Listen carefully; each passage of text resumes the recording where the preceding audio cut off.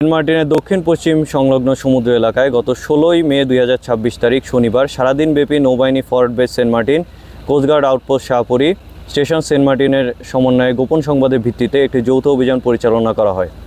অভিযান চলাকালীন উক্ত এলাকায় সন্দেহজনক 3টি ফিশিং বোটে তল্লাশি চালিয়ে অবৈধভাবে শুল্ক কর ফাঁকি দিয়ে মায়ানমারে পাচারের উদ্দেশ্যে বহনকৃত প্রায় 16,80,000 টাকা মূল্যের 2,400 বস্তা সিমেন্ট ও পাচার কাজে ব্যবহৃত 3টি বোটসহ 33 জন পাচারকারীকে আটক করা হয়।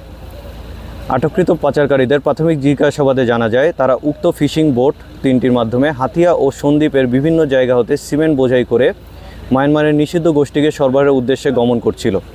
এ ধরনের চোরাচালানের সাথে জড়িত মূল হোতাদের শনাক্ত ও গ্রেপ্তারের গোয়েন্দা তৎপরতা জোরদারের পাশাপাশি অন্যান্য আইনশৃঙ্খলা বাহিনীর সাথে সমন্বিত কার্যক্রম বৃদ্ধি করা হয়েছে।